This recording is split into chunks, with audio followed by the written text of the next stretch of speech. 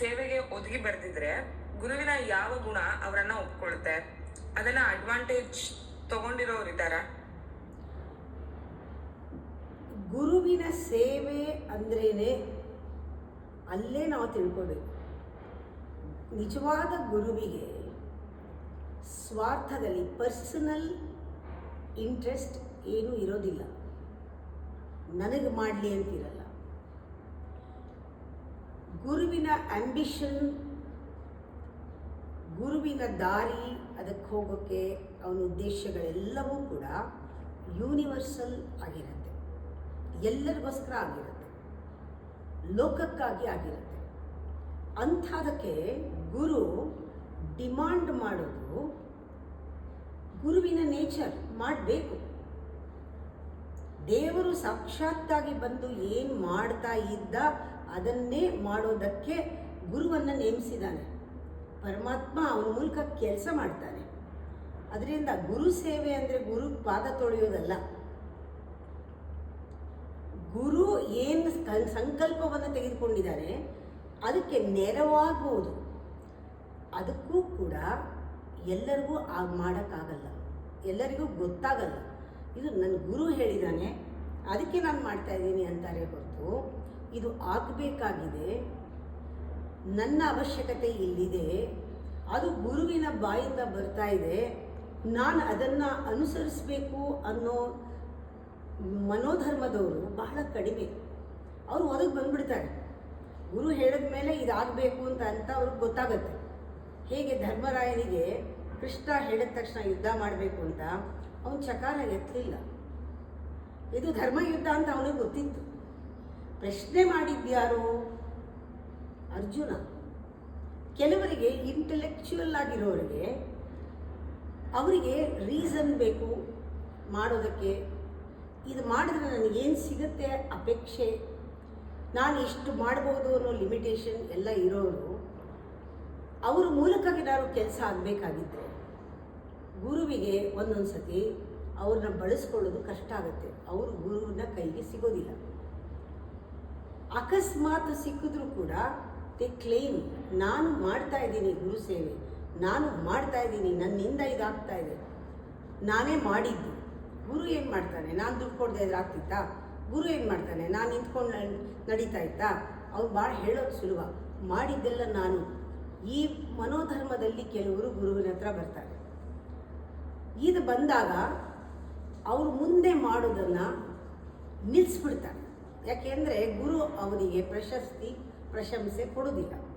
ನಿಲ್ಲಿಸಿದ ತಕ್ಷಣ ಅವ್ರು ಅನ್ಕೋತಾರೆ ನಾನೇ ನಿಲ್ಲಿಸ್ತಾ ಇದ್ದೀನಿ ಅಂತ. ಇಲ್ಲ, ಯಾವ ಉದ್ದೇಶಕ್ಕೆ ಕಾರಣ, ಯಾವ ಉದ್ದೇಶಕ್ಕೆ ಇದಾಗ್ತಾ ಇತ್ತು ಆ ಉದ್ದೇಶಕ್ಕೆ ಒಂದು ಮನೋಧರ್ಮ ಬೇಕು. ಅದಿಲ್ಲದೆ ಇರೋದ್ರಿಂದ ಅವರನ್ನು ನೇಚರೇ ಡಿಸ್ಕಾರ್ಡ್ ಮಾಡಿರುತ್ತೆ. ಅವರಿಂದ ಸೇವೆ ತಗೊಳ್ಳಲ್ಲ. ಅವರು ಮಾಡದೇ ಇರೋ ಹಾಗೆ ಮಾಡಿದ್ದು ಕೂಡ ಗುರುನೇ, ಅವನು ಬರದೇ ಇರೋ ಹಂಗೆ ಮಾಡಿದ್ದು ಗುರುನೇ. ಯಾಕೆಂದರೆ ಅವನು ಯೋಗ್ಯನಲ್ಲ ಈ ಕೆಲಸ ಮಾಡೋಕ್ಕೆ. ಇದು ಗುರು ಪ್ರೇರಣೆ ಪರಮಾತ್ಮನಿಂದಲೇ ಆಗಿರುತ್ತೆ. ಯಾವಾಗ ನಾವು ಅಹಂಕಾರ ತೋರಿಸಿದ ತಕ್ಷಣ ಮುಂದೆ ಮಾಡೋಕ್ಕಾಗದೇ ಇರೋಂಗೆ, ಬರೋಕ್ಕಾಗದೇ ಇರೋಂಗೆ, ಗುರುನ ಮೀಟ್ ಮಾಡದೇ ಇರೋಂಗೆ ಆ ಸನ್ನಿವೇಶ, ಸಂದರ್ಭ, ಸಮಯ ಸೃಷ್ಟಿಯಾಗೋಗುತ್ತೆ. ಇದೆಲ್ಲವೂ ಕೂಡ ಒಂದು ಪರಮಾತ್ಮನ ಲೆಕ್ಕಾಚಾರ, ರಿಲೇಷನ್ಶಿಪ್. ಯಾರು ಯಾವಾಗ ಸೇರ್ತಾರೆ, ಯಾರು ಯಾರಿಂದ ಸಹಾಯ ತಗೋತಾರೆ, ಯಾರಿಗೆ ಯಾರು ಸೇವೆ ಮಾಡ್ತಾ ಇದ್ದಾರೆ ಅಂತ. ಅದರಿಂದ ಪರಮಾತ್ಮನ ಸೇವೆ ಅಂದರೆ ಅವನ ಇಚ್ಛಾಶಕ್ತಿಗೆ ಅನುಗುಣವಾಗಿ ಕ್ರಿಯೆ ನಮ್ಮಲ್ಲಿ ನಡಿಬೇಕಾದ್ರೆ ಒಂದು ಜ್ಞಾನ ಇರಬೇಕು ಅದರ ಬಗ್ಗೆ. ಈ ಮೂರು ಶಕ್ತಿಯನ್ನು ತಿಳಿದವನು ಗುರು. ಅದರಿಂದ ಬ್ರಹ್ಮ ವಿಷ್ಣು ಮಹೇಶ್ವರರು ಸೃಷ್ಟಿಸ್ಥಿತಿ ಲಯ ಕಾರ್ಯಗಳನ್ನು ಗುರು ಮೂಲಕ ಮಾಡ್ತಾರೆ. ಗುರುವಿಗೆ ತಿರೋಧಾನವೂ ಗೊತ್ತು, ಅನುಗ್ರಹವನ್ನು ಕೊಡೋದು ಗೊತ್ತು. ಅದರಿಂದ ಯಾರು ಅಡ್ವಾಂಟೇಜ್ ಗುರುನ ತಗೊಳಕ್ಕಾಗಲ್ಲ. ಇವರು ಬಂದಿರೋ ಒಳ್ಳೆ ಅಡ್ವಾಂಟೇಜಸ್, ಆಪರ್ಚುನಿಟಿ ಥರ ಬಂದಿರುತ್ತಲ್ಲ ಅಡ್ವಾಂಟೇಜಸ್ಸು, ಅದನ್ನ ಕಳ್ಕೋತಾರಷ್ಟೇ.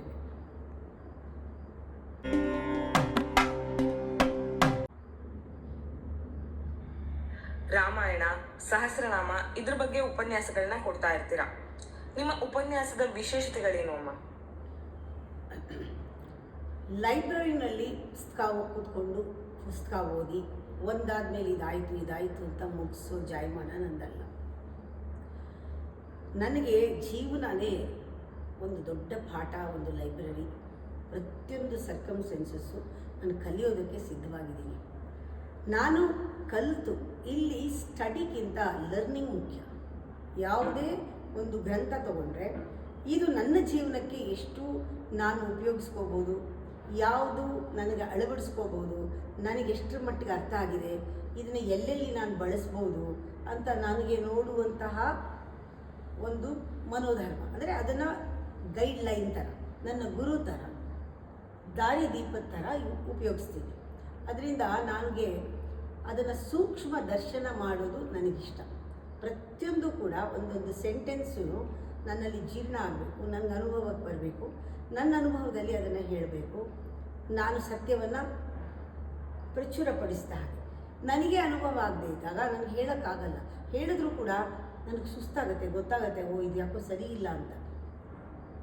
ಅದರಿಂದ ಬರೀ ಒಂದು ಲೆಕ್ಚರ್ ಆಗೋದಕ್ಕೂ, ಒಂದು ಭಾಷಣ ಕೊಡೋದಕ್ಕೂ, ಉಪನ್ಯಾಸದಲ್ಲಿ ನಮ್ಮನ್ನು ತೊಡಗಿಸ್ಕೊಂಡು ಕನೆಕ್ಟ್ ಮಾಡೋದಕ್ಕೂ, ಗ್ರಂಥಕ್ಕೂ ಒಬ್ಬ ಶ್ರವಣ ಮಾಡಿದ್ರೆ ಅವನಿಗೂ ಕನೆಕ್ಟ್ ಮಾಡೋದಕ್ಕೂ, ಪೂಜೆ ಮಾಡಿದಾಗ ಭಗವಂತನಿಗೂ ಭಕ್ತನಿಗೂ ಕನೆಕ್ಟ್ ಮಾಡೋದಕ್ಕೂ, ಒಂದು ರೀತಿಯ ಮೀಡಿಯೇಟರ್ ಥರ ಆಗೋಕ್ಕೆ, ಅಂದರೆ ಮೆಸೆಂಜರ್ ಆಗೋಕ್ಕೆ, ಪ್ರತಿಯೊಬ್ಬರಿಗೂ ಒಬ್ರನ್ನೊಬ್ರನ್ನ ಕನೆಕ್ಟ್ ಮಾಡೋಕ್ಕೆ ಶಕ್ತಿ ಇದೆ. ಆ ಥರ ನನ್ನಿಂದ ಏನಾದ್ರೂ ಉಪಯೋಗ ಆಗುತ್ತಾ, ಇದು ಅರ್ಥ ಆಗ್ಬೋದಾ ಇವರಿಗೆ. ನಾನು ಇಲ್ಲಿಟ್ರೇಟ್ಸ್ ಯಾರಾದರೂ ಇದ್ದರೆ ಅವ್ರನ್ನೇ ಹುಡ್ಕೋತೀನಿ, ನಿಮ್ಗೆ ಅರ್ಥ ಆಯಿತಾ, ನಿಮ್ಗೆ ಅರ್ಥ ಆಗದಿದ್ರೆ ಯಾರಿಗೂ ಅರ್ಥ ಆಗಿರಲ್ಲ. ಬುದ್ಧಿವಂತರನ್ನ ಕೇಳೋದೇ ಇಲ್ಲ, ನಿಮಗೆ ಅರ್ಥ ಆಗೋ ಹಾಗೆ ನಾನು ಹೇಳ್ತೀನಿ, ಇವಾಗ ಅರ್ಥ ಆಯಿತಾ, ನಿಮ್ಗೆ ಅರ್ಥ ಆಗಿಬಿಟ್ರೆ ನನಗೆ ಒಂಥರ ಎಲ್ಲರಿಗೂ ಅರ್ಥ ಆಗಿದೆ ಅಂತ ಆ ಥರ ನಾನು ಹುಡುಕೊಂಡು ಹೇಳ್ತೀನಿ. ಪ್ರತಿಯೊಂದು ರಾಮಾಯಣ ಇರ್ಬೋದು, ಅದರಲ್ಲಿರೋ ಕ್ಯಾರೆಕ್ಟರ್ಸ್ ಇರ್ಬೋದು, ಒಂದೊಂದು ಕ್ಯಾರೆಕ್ಟರು ಕೂಡ ಅದರಲ್ಲಿ ರಾಮನ ಜೊತೆ ಕನೆಕ್ಷನ್, ದ ಮೇನ್ ಹೀರೋ ಜೊತೆ ಕನೆಕ್ಷನ್ ಯಾವ ಥರ ಇದೆ, ಯಾವ ರೀತಿ ಪ್ರತಿಯೊಂದು ಕ್ಯಾರೆಕ್ಟರು ಕೂಡ ತನ್ನನ್ನು ಕಂಡುಕೊಳ್ಳೋಕ್ಕೆ, ರಾಮನ್ನ ಕಂಡುಕೊಳ್ಳೋಕ್ಕೆ, ರಾಮನ ಸೇರೋಕ್ಕೆ ಯಾವ ರೀತಿ ಅದು ಚಿತ್ರಣ ಆಗಿದೆ ಅಂತ.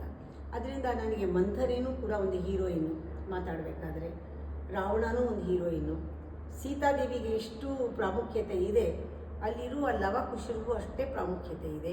ಆ ಥರ ಒಂದು ಪಾತ್ರವನ್ನು ತೆಗೆದುಕೊಂಡ್ರೆ ಅದು ಯಾವ ರೀತಿ ಅದರಲ್ಲಿ ನಾವು ರಾಮನ್ನ ನೋಡ್ಬೋದು, ಅಹಲ್ಯೆಯಲ್ಲಿ ರಾಮನ್ನ ನೋಡೋದು ಹೇಗೆ,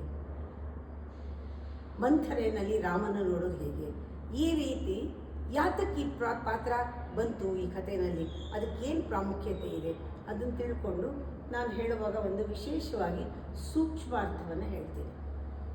ಅದರಿಂದ ನಾನು ಅನೌನ್ಸ್ ಮಾಡೋದೇ ಹೀಗೆ, ಲಲಿತಾ ಸಹಸ್ರನಾಮದ ಸೂಕ್ಷ್ಮಾರ್ಥ, ಭಾವಾರ್ಥ. ಉಪನಿಷತ್ತು ಕೂಡ ಎಲ್ಲ ಭಾವಾರ್ಥವೇ, ಸೂಕ್ಷ್ಮಾರ್ಥವೇ, ವೇದಗಳ ಸಾರ. ಅದನ್ನು ಆ ಸಾರವನ್ನೆಲ್ಲ ಸೇರಿಸಿ ಆ ಭಗವದ್ಗೀತೆ ಒಂದು ಸಖನಿಗೆ, ಫ್ರೆಂಡ್ಗೆ ಹೇಳಿರಬೇಕಾದ್ರೆ ಕೃಷ್ಣ ಎಷ್ಟು ಪ್ರೀತಿಯಿಂದ ವಾತ್ಸಲ್ಯದಿಂದ ಹೇಳಿರಬೇಕು, ಅದೇ ವಾತ್ಸಲ್ಯ ಪ್ರೀತಿಯಿಂದ ನಾನು ಹೇಳೋದು. ಅದಕ್ಕೆ ಇದು ವಿಶೇಷ.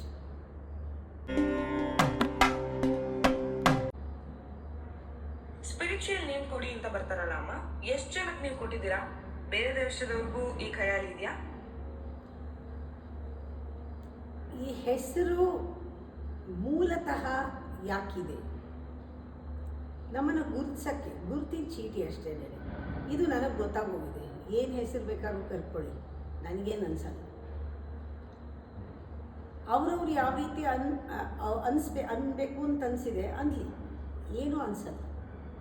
ಯಾಕೆಂದರೆ ಇದು ಬರೀ ಐಡೆಂಟಿಫಿಕೇಷನ್ ಮಾತ್ರ, ನನ್ನನ್ನು ಗುರುತಿಸೋಕ್ಕೆ. ನಾನು ತಿರುಗಿ ನೋಡಬೇಕಲ್ಲ, ನನ್ನನ್ನು ಗುರುತಿಸೋಕ್ಕೆ ಒಂದು ಅಭ್ಯಾಸದ ಮೇಲೆ ಒಂದು ಹೆಸರು ಅಂತಾಗಿರುತ್ತೆ. ಎಲ್ಲರೂ ಒಂದೇ ಹೆಸರಿನವ್ರು ಇರೋಕ್ಕಾಗಲ್ಲ. ಆದರೆ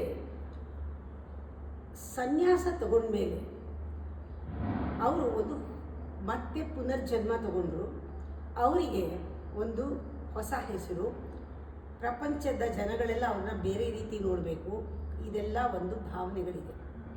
ನನಗನ್ಸೋದು ಹೆಸರು ಬದಲಾಯಿಸ್ಕೊಳ್ಳಿ, ಬೇಡ ಅಂತಲ್ಲ. ಹೆಸರಿನಲ್ಲಿ ಏನೂ ಇಲ್ಲ ಅಂದಾಗ ಬದಲಾಯಿಸ್ಕೊಂಡ್ರೆ ಅದರಲ್ಲಿ ಏನಿಲ್ಲ. ಅವ್ರು ಕರೆಯೋದು ಕೊನೆಯಲ್ಲಿ ಹೆಸರು ಬದಲಾಯಿಸ್ಕೊಂಡವರು ಅಂತ. ಅದರಿಂದ ಹೆಸರು ಬದಲಾಯಿಸ್ಕೊಳ್ಳೋದ್ರಲ್ಲಿಲ್ಲ.